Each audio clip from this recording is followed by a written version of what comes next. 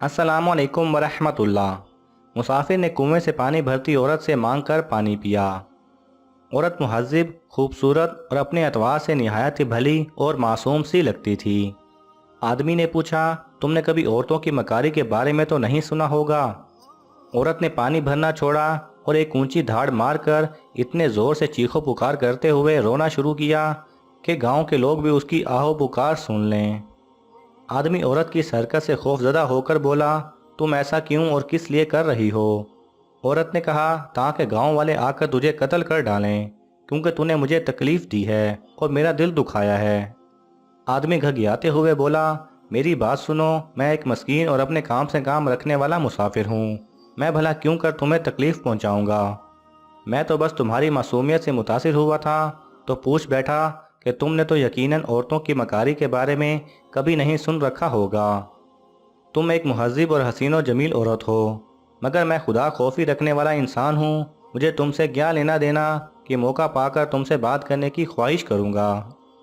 इस बार औरत ने अपना मशकीज़ा उठाकर अपने ऊपर उंडेल कर अपने आप को पानी से तरबतर कर लिया। आदमी की हैरत इस बार और भी दो चंद हो गई। पूछा कि अब क्या हुआ कि तुमने इतनी मेहनत से कुएं से पानी निकाला और अब अपने ऊपर डालकर अपने आप को भिगो लिया।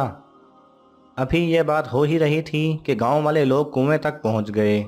औरत ने उन लोगों को बताया कि मैं कुएं में गिर गई थी और आज अगर ये मुसाफिर यहाँ ना होता और मुझे बाहर ना खींचता तो मैं मर ही गई थी।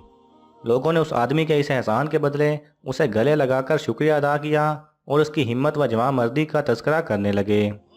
गांव के लोगों के साथ औरत वापस जाने लगी तो उस आदमी ने पूछा, अपनी इन दोनों हरकतों के पीछे तुम्हारी क्या हिकमत व दनाई थी, ये तो बताती जाओ।